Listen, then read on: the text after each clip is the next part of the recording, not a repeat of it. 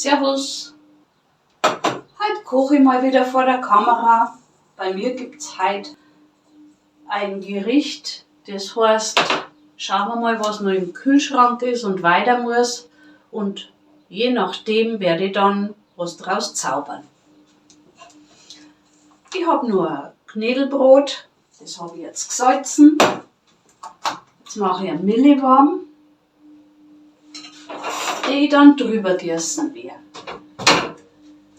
Ich habe mir vorgestellt, ich mache heute mit Paprika, was ich noch habe, Karotte, so rote kleine Paprikas, Knoblauch, Zwiebel und etwas Lauch. Ich mache so Hackfleischbällchen, die tue ich erst anbraten und dann mache ich eine Soße und lasse die dann so in der Soße so dahin köcheln. Genau. Ja. Was gibt's Neues? Schreib's mir mal gerne in die Kommentare, was dich im Moment stresst, beschäftigt, umtreibt. Ich schneide in der Zwischenzeit einen Lauch. Ich habe mir jetzt gerade eine kleine Auszeit gegönnt in Bad Reichenhall. War sehr schön. Mich hat leider so ein Schnupfen erwischt, ich weiß nicht, was Allergie oder was auch immer. Auf jeden Fall habe ich eine Rotznase gehabt und war nicht so 100% fit. Aber wir haben trotzdem das Beste draus gemacht. Jetzt die Zwiebel. Ja, früher bin ich viel allein gereist und auch im Flugzeug, eher weitere Reisen. Mittlerweile bin ich einfach schon in einem Alter, ich brauche ein gescheites Bett, ich brauche ein sauberes Zimmer, ich brauche so einen gewissen Boomer-Komfort.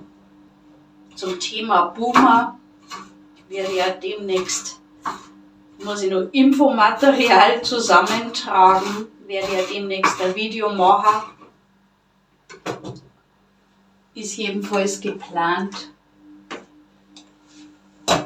So typische Dinge, die die Boomer-Generation sagt und tut und macht. Kannst gespannt sein, ich bin's auch schon. Weil manchmal fange ich irgendein Projekt an, habe kein richtiges Konzept und stelle halt dann fest, dass das oft einmal ganz anders wird als gedacht, aber auch nicht schlecht. Ist ja so wie beim Wandern bei mir. Ich habe nicht wirklich einen Orientierungssinn. Wenn man sich verläuft, dann entdeckt man aber auch immer wieder ganz tolle, interessante Sachen und stellt dann fest, okay, ich bin jetzt zwar nicht da rausgekommen, wo ich rauskommen wollte, aber es war trotzdem spannend und interessant. Und ja, so ist es ja eigentlich im Leben auch. Mein Lieblingsspruch ist ja, wenn du den lieben Gott zum Lachen bringen willst, dann brauchst du nur einen Plan machen. Klar kannst du alles Mögliche planen in deinem Leben, aber möglicherweise oder fast sicher kommt es anders, als man denkt. So, mittlerweile habe ich Knoblauch und Zwiebel auch geschnitten. Die haben sie jetzt zum Lauch gesellt. In der Zwischenzeit habe ich schon mal das Hackfleisch auf mein eingeweichtes, also mit Milch eingeweichtes Knödelbrot da. Jetzt schneide ich die Karotten und im Anschluss daran die Paprika. In der Zwischenzeit habe ich schon mal ein Wasser aufgesetzt. Da kommt jetzt dann ein Gemüsebrühwürfel rein zum Aufgießen nachher für die Soße. Knoblauch und Zwiebel tue ich jetzt nicht direkt in die Hackbällchen rein, weil mein Mitbewohner das nicht gern mag. Aber das ist ja wurscht. Es kommt ja im Topf dann doch alles zusammen, aber man braucht halt auch, finde ich, dass du gescheite Sauce machen kannst, Zwiebel und diverse andere Zutaten. So, mein Wasser kocht jetzt. Kommt jetzt der Gemüsewürfel rein.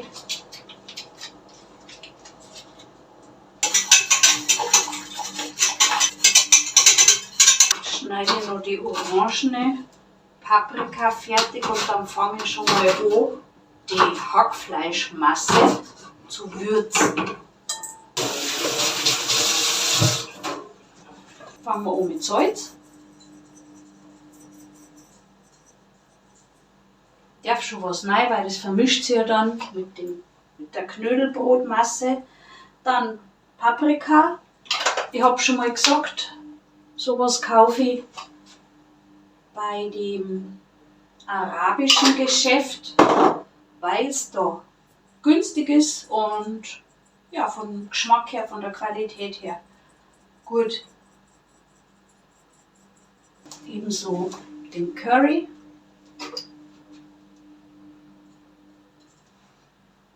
Oregano. Hackfleischbällchen sind ja doch eher so ein bisschen italienisch. Also passt es auch. Basilikum habe ich frisch, den hole ich schnell. Dann brauche ich noch etwas scharf, dann nehme ich Chiliflocken. Normalerweise habe ich eine Peperoni daheim, aber im Moment offensichtlich nicht. Dann geht es auch so. Zur Bindung tue ich jetzt gleich in die Hackfleischmasse etwas Tomatenmark rein. Und jetzt wird das Ganze vermengt.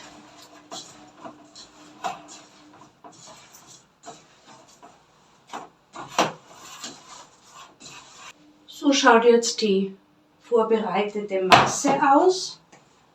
Die wird aber dann noch nachgewürzt. Und jetzt kommt für die bessere Bindung ein Ei rein.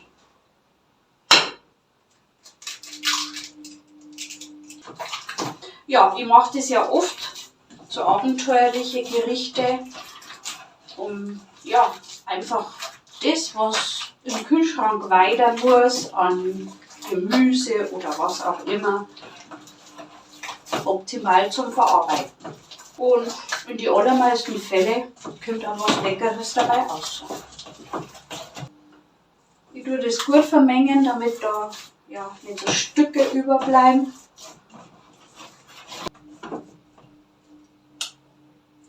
Okay, dann darf ich schon noch gescheit nachwürzen. Wir mögen es gern scharf, ist natürlich nicht jedermanns Sache. Uns schmeckt es gut. Die Masse habe ich jetzt nochmal nachgewürzt mit Chilipulver, Salz, Pfeffer und Paprika. Schaut jetzt so aus. Die ist jetzt schon ein bisschen durchgezogen. Da forme ich jetzt gleich so kleine Hackfleischbällchen. Dann haben wir schon mal vorbereitet eine Pfanne. Den Ofen, also den Backofen, habe ich schon auf 150 Grad Ober- und Unterhitze mir vorgewärmt. Ich habe nämlich vor, die Hackfleischbällchen da drinnen zu parken, während ich dann das Gemüse anbrate. Das ist also jetzt die Mischung aus die Paprika, Lauch, Knoblauch, Zwiebel und Karotte. Und später für die Soße noch habe ich noch Petersilie. Gut, dann bereite ich jetzt vor passierte Tomaten zusammen mit dem Rest von meinem Tomatenmark. Wird da dann die Soße draus. Aber jetzt erst einmal fange ich an, die kleinen Hackfleischbällchen zum Scheinen.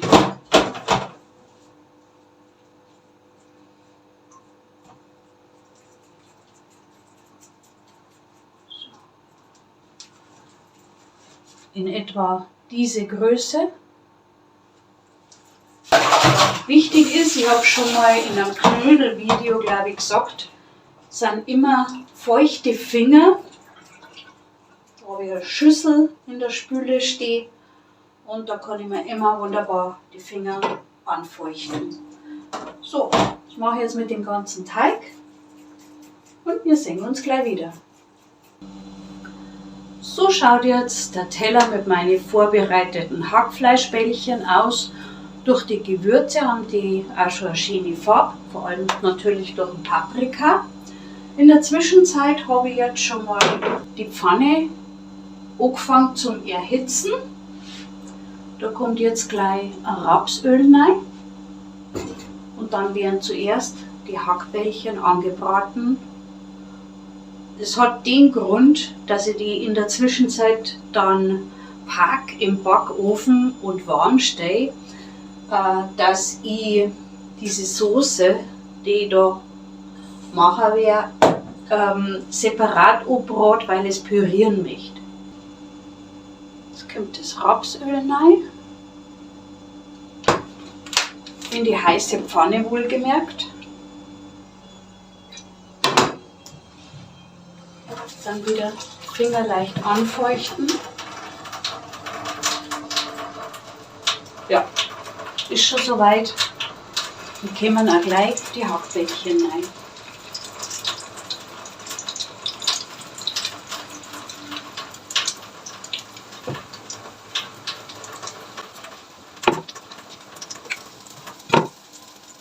So, die tue ich mir in der Zwischenzeit, wenn ich Zeit habe, und beim Kocher schon mal abspülen. Dann ist zum Schluss kein Chaos, gerade bei einer kleinen Küche rentiert sich das voll. Das sind also jetzt meine Hackfleischbällchen. Die werden jetzt von allen Seiten schön anbraten. Das geht eigentlich ziemlich schnell. Die ersten Hackbällchen bin ich schon am Wenden. So, die Hackfleischbällchen kommen jetzt in eine rein. Natürlich drauf schauen, dass das nichts ist mit Plastikgriff, weil sonst hast du einen Beigeschmack, den wir nicht haben wollen. Das Fett wird natürlich nicht raus oder entsorgt. Das hat ja jetzt die ganzen Aromastoffe von unseren Hackfleischbällchen. Das wird weiter verwendet. Okay. Jetzt mein geschnittenes Gemüse.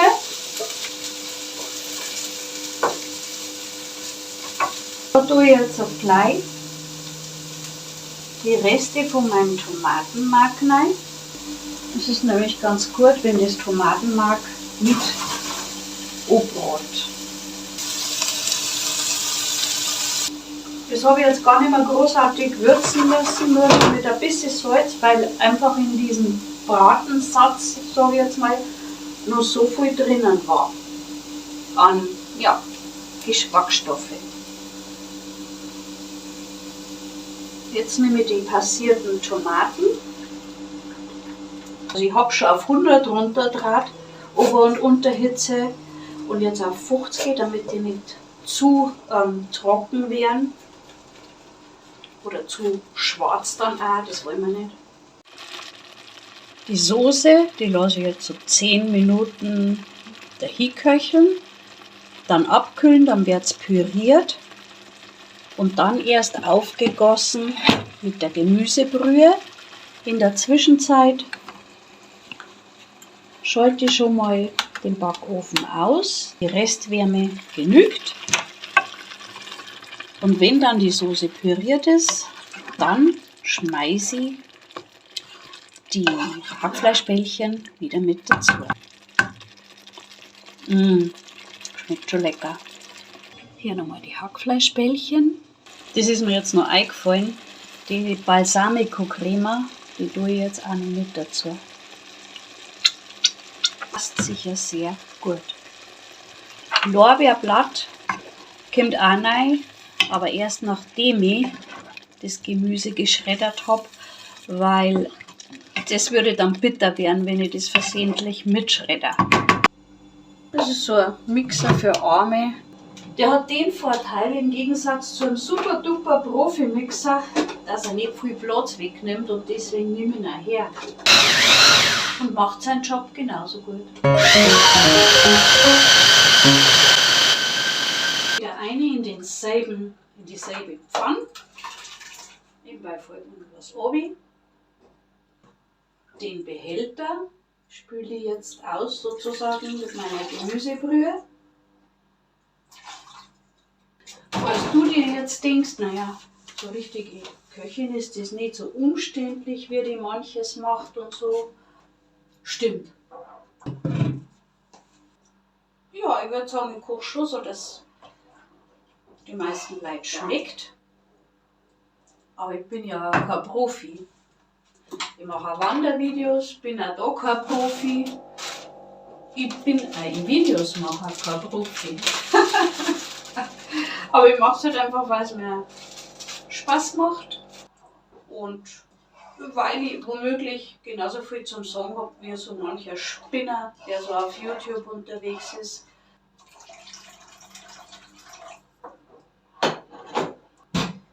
In der Zwischenzeit erhitze ich schon mal ein Salzwasser für meine Rigatoni. Es passen dazu Spaghetti genauso. Ich mag halt Rigatoni wahnsinnig gern. Hier schalte ich jetzt wieder ein. Da läuft mir gleich die Brille auf. Also wie gesagt, falls du Perfektion möchtest oder so, gern woanders schauen. Ich koche so, wie ich heute koche. Mal übers Wandern, wie gesagt, mal über Ausflüge, mal über Politik, wenn ich mich irgendwie wieder ganz stark aufregen muss, über irgendjemand oder irgendwas. Es ist ganz unterschiedlich. So, das mache ich jetzt einfach mit den Händen, weil man sowieso die Hände 100 Mal wascht und weil es in meiner Küche bestimmt hygienischer ist als in jeder Sterneküche. Genau.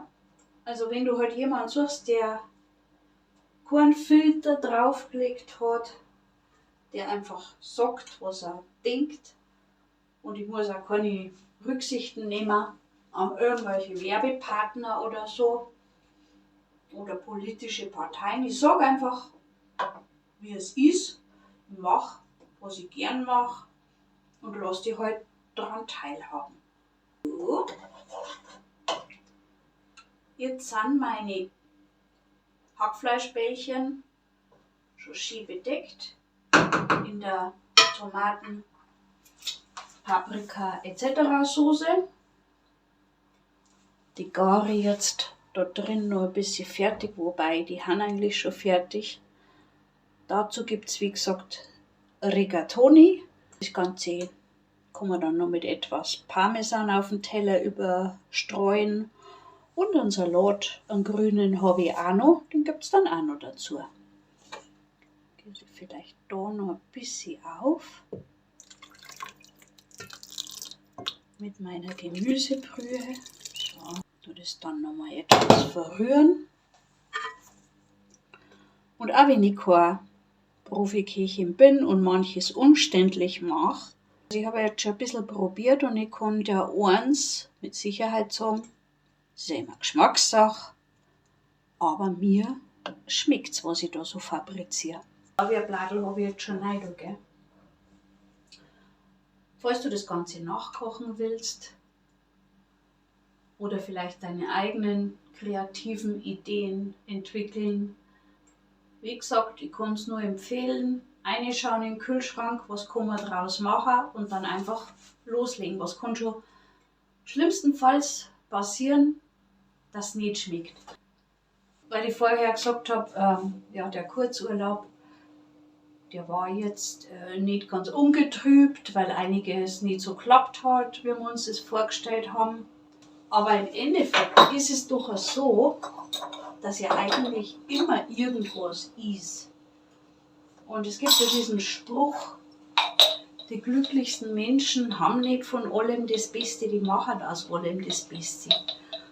Und ich glaube, der Punkt, der trifft auf so vieles im Leben zu, nicht bloß jetzt auf einen Urlaub oder auf Ausflüge. Es kommt immer wieder anders, als man denkt. Und dann so flexibel zu sein, dass man sagt, na gut, dann machen wir jetzt statt dem das. Oder jetzt auch wie beim Kochen, dass ich schaue, was habe ich daheim und daraus zaubere ich ein leckeres Essen. Und das geht dann halt auch mit ganz wenig Geld. Vielleicht zeige ich dir noch, wie das Ganze auf dem Teller ausschaut.